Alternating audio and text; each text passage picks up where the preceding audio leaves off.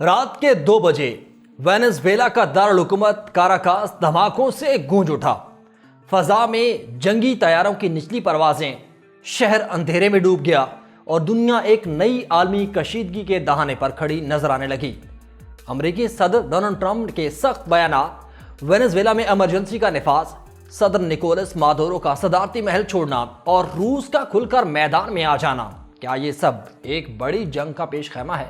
کیا امریکہ واقعی وینزویلا پر زمینی حملے کی تیاری کر رہا ہے؟ کیا تیل، طاقت اور سیاست ایک بار پھر دنیا کو جنگ کی طرف دھکیل رہے ہیں؟ آپ دیکھ رہے ہیں 92 نیوز ڈیجیٹل اور میں ہوں آپ کے ساتھ وقاص فاروق۔ ویورز، امریکی فوج نے وینزویلا کے دارالحکومت سمیت مختلف مقامات پر حملے کر دیے۔ وینزویلا کے دارالحکومت کاراکس میں دھماکے ہوئے اور شہر کے مختلف علاقوں میں طیاروں کی نچلی پروازیں بھی دیکھی گئیں۔ امریکی میڈیا کے مطابق وینزویلا میں امریکی صدر ڈونلڈ ٹرمپ نے حملوں کا حکم دیا ہے اور وینزویلا کے دارالحکومت کاراکس میں کم از کم 7 دھماکے ہوئے۔ امریکی میڈیا کے مطابق امریکی عہدیدار نے خبر ایجنسی سے گفتگو میں بتایا کہ امریکہ وینزویلا کے خلاف فوجی حملے کر رہا ہے اور اس بات کی امریکی صدر ڈونلڈ ٹرمپ کی جانب سے بھی تصدیق کی گئی ہے، اور انہوں نے ٹویٹ کیا کہ میرے حکم پر یہ تمام تر حملے کیے گئے۔ وینزویلا حکومت نے تصدیق کی ہے کہ حملے کاراکس، میرانڈا، آراگوا اور لاگویرا ریاستوں میں ہوئے ہیں۔ ان امریکی حملوں کا مقصد وینزویلا کے تیل اور معدنیات پر قبضہ کرنا ہے۔ وینزویلا حکومت نے حملوں پر ردعمل دیتے ہوئے کہا کہ امریکہ ہمارے وسائل حاصل کرنے میں کامیاب نہیں ہوگا، ہم امریکہ کی فوجی جارحیت کو مسترد کرتے ہیں۔ وینزویلا کے صدر نے حملوں کے بعد ملک میں ایمرجنسی نافذ کر دی۔ ادھر امریکی صدر نے وینزویلا پر حملے کی تصدیق کی۔ امریکی صدر ٹرمپ کا بیان سامنے آیا جس میں انہوں نے کہا کہ وینزویلا کے صدر اور ان کی اہلیہ کو گرفتار کر کے باہر منتقل کر دیا گیا ہے۔ آپریشن امریکی قانون نافذ کرنے والے اداروں کی جانب سے انجام دیا گیا ہے۔ ایسوسیٹڈ پریس کی رپورٹ کے مطابق کاراکاس میں تقریباً رات 2 بجے کم از کم 7 دھماکوں کی آوازیں سنائی دیں۔ دھماکوں اور پروازوں کی آوازیں 15 منٹ تک جاری رہیں۔ دھماکوں کی آواز سن کر مختلف علاقوں میں شہری خوف زدہ ہو کر سڑکوں کی طرف دوڑتے دیکھے گئے۔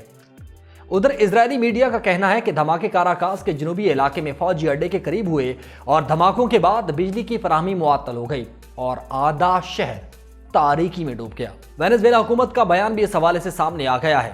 ترجمان کا کہنا ہے کہ وینزویلا امریکہ کی فوجی جارحیت کو مسترد کرتا ہے۔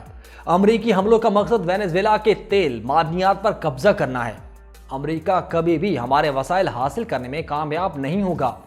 یہ معاملہ ایسے وقت میں پیش آیا جب وینزویلا کی جانب سے متعدد امریکی شہریوں کو حراست میں لیے جانے کی اطلاعات سامنے آئیں۔ غیر ملکی میڈیا نے تصدیق کی تھی کہ وینزویلا نے کم از کم 5 امریکی شہریوں کو تحویل میں لے لیا ہے۔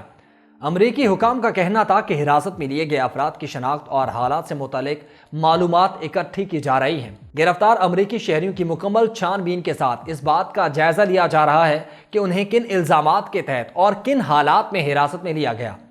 اس کے علاوہ امریکی حکام نے الزام عائد کیا تھا کہ وینزویلا امریکہ کے خلاف دباؤ بڑھانے کے لیے امریکی شہریوں کو بطور ہتھیار استعمال کر رہا ہے۔ امریکی صدر ڈونلڈ ٹرمپ متعدد بار وینزویلا میں زمینی کارروائیوں کا بیان دے چکے ہیں۔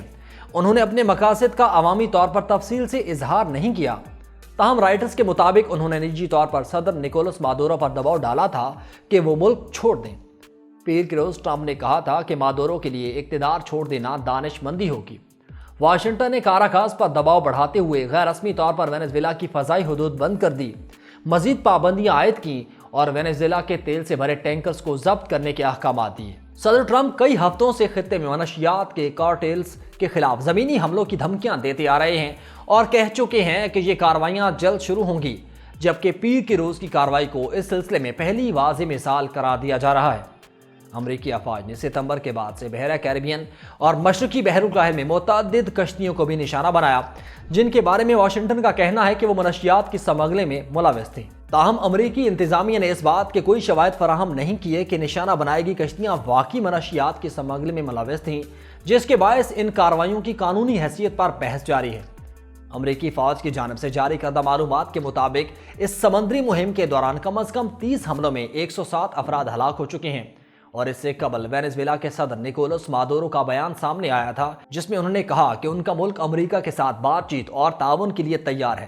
صدر مادورو نے امریکہ کے ساتھ مذاکرات کے امکان پر بات کرتے ہوئے کہا تھا کہ منشیات کی سمگلنگ، تیل اور ہجرت جیسے معاملات پر واشنگٹن کے ساتھ بات چیت کے لیے تیار ہے۔ صدر مادورو نے امریکی صدر ڈونلڈ ٹرمپ کے اس دعوے کی نہ تو تصدیق کی اور نہ ہی تردید کی جس میں کہا گیا تھا کہ امریکہ نے وینزویلا میں منشیات بردار کشتیوں کے لیے استعمال ہونے والی ایک ڈاکنگ سہولت کو نشانہ بنایا۔ اس حوالے سے سوال پر مادورو نے کہا کہ یہ ایسا معاملہ ہو سکتا ہے جس پر ہم چند دن بعد بات کریں۔ اگر تصدیق ہو جاتی ہے تو یہ کارروائی لاطینی امریکہ سے منشیات کی سمگلنگ کے خلاف امریکی مہم کے دوران پہلا زمینی حملہ تصور کی جائے گی۔ رپورٹس کے مطابق امریکی صدر نے کہا تھا کہ امریکہ نے وینزویلا میں مبینہ منشیات بردار کشتیوں کے لیے استعمال ہونے والی ایک ساحلی ڈاک کو تباہ کر دیا ہے۔ ٹرمپ نے یہ واضح نہیں کہا تھا کہ یہ کارروائیاں فوج نے انجام دیں یا پھر CIA نے، اور نہ ہی حملے کے مقام کی تفصیل بتائی۔ فلوریڈا میں واقع اپنے مارا-لاگو ریزورٹ میں صحافیوں سے گفتگو کرتے ہوئے انہوں نے کہا کہ ڈاک کے علاقے میں ایک بڑا دھماکہ ہوا جہاں منشیات سے بھری کشتیوں کو تیار کیا جاتا تھا۔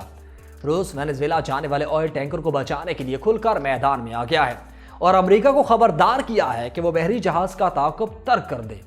روس نے سفارتی سطح پر امریکہ سے مطالبہ کیا کہ بحر اوقیانوس میں موجود وینزویلا کے آئل ٹینکر کا مسلسل پیچھا کرنا بند کرے۔ بین الاقوامی خبر رساں ادارے رائٹرز کے مطابق روس نے امریکہ کو واضح سفارتی پیغام دیا کہ وہ وینزویلا کی طرف جانے والے آئل ٹینکر بیلا 1 کا تعاقب بند کرے۔ روس کا کہنا ہے کہ یہ کارروائی بین الاقوامی قوانین کے منافی ہے اور صورتحال کو مزید کشیدہ بنا سکتی ہے۔ رپورٹ کے مطابق بیلا 1 اس وقت بحر ایکوانوس میں موجود ہے اور وہ امریکی کوسٹ گارڈز کی گرفت سے بچنے کی کوشش کر رہا ہے۔ تاہم امریکی افواج گزشتہ تقریباً 2 ہفتوں سے اس جہاز کا مسلسل تعاقب کر رہی ہیں۔ امریکہ کا موقف ہے کہ مذکورہ ٹینکر تیل کی سمگلنگ میں ملوث ہے اور وینزویلا کے لیے غیر قانونی طور پر تیل لے جا رہا ہے۔ امریکی حکام کے مطابق وینزویلا کے تیل کے شعبے پر دباؤ بڑھانے کے لیے صدر ڈونلڈ ٹرمپ کی انتظامیہ نے گزشتہ بدھ کو 4 کمپنیز پر پابندیاں عائد کی تھیں جو وینزویلا کی آئل سیکٹر میں سرگرم ہیں۔ ان پابندیوں کا مقصد وینزویلا کے صدر نکولس مادورو پر سیاسی اور معاشی دباؤ میں اضافہ کرنا ہے، جبکہ دوسری جانب روس نے امریکہ کو خبردار کیا ہے کہ وہ اس معاملے میں مداخلت سے باز رہے اور جہاز کے تعاقب سے فوری طور پر دستبردار ہو جائے۔ روسی حکام کے مطابق امریکہ کی جانب سے اس نوعیت کی کارروائیاں خطے میں کشیدگی کو مزید بڑھا سکتی ہیں۔ امریکہ پہلے ہی وینزویلا کے خلاف سخت پابندیاں عائد کر چکا ہے، جبکہ روس وینزویلا کا قریبی اتحادی سمجھا جاتا ہے اور عالمی سطح پر دونوں طاقتوں کے درمیان اس معاملے پر تناؤ میں اضافہ دیکھا جا رہا ہے۔ ٹرمپ انتظامیہ کے حکام کا خیال ہے کہ مادورو حکومت ان امریکی شہریوں کو امریکہ کے خلاف دباؤ بڑھانے کے لیے بطور ہتھیار استعمال کر رہی ہے، اور حالیہ مہینوں میں امریکہ نے مادورو حکومت کے خلاف دباؤ میں اضافہ کیا، جس میں منشیات بردار کشتیوں پر حملے، وینزویلا کی بندرگاہ پر CIA کا ڈرون حملہ اور تیل کی ترسیل پر پابندیاں شامل ہیں۔ یہ حکمت عملی روس سے مواصلت رکھتی ہے، جو وینزویلا کا دیرینہ اتحادی ہے اور ماضی میں امریکہ کے ساتھ کشیدہ تعلقات کے دوران متعدد امریکی شہریوں کو حراست میں لے چکا ہے۔ امریکی محکمہ خارجہ نے تبصرے کی متعدد درخواستوں کا جواب نہیں دیا۔ امریکی وزیر خارجہ مارکو روبیو نے دسمبر میں ایک پریس کانفرنس کے دوران کہا کہ موجودہ وینزویلا حکومت کے ساتھ موجودہ صورتحال امریکہ کے لیے ناقابل قبول ہے۔ وینزویلا کی بندرگاہ پر حملے سے متعلق سوال پر صدر مادورو نے کہا کہ یہ ایک ایسا معاملہ ہے جس پر آئندہ دنوں میں بات ہو سکتی ہے، تاہم انہوں نے اس بات پر زور دیا کہ ملک محفوظ ہے۔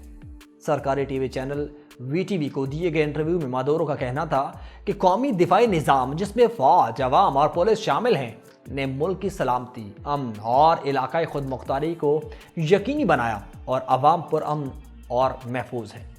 ویورز، امریکہ کے دباؤ، روس کی وارننگ اور وینزویلا کی ہنگامی حالت، سوال صرف ایک ہے کہ اگلا قدم کون اٹھائے گا؟ تیل، طاقت اور سیاست کے اس خطرناک کھیل میں کیا سفارتکاری جیتے گی یا میدان جنگ فیصلہ کرے گا؟ کاراکاس کی سڑکوں پر خوف ہے، واشنگٹن میں فیصلے ہو رہے ہیں اور ماسکو خاموش نہیں۔ دنیا کی نظریں اب صرف وینزویلا پر جمی ہیں۔ یہ صرف ایک ملک کا بحران نہیں، یہ عالمی طاقتوں کا امتحان ہے جس کا نتیجہ پوری دنیا کو متاثر کر سکتا ہے۔ فیصلہ کن لمحات قریب ہیں۔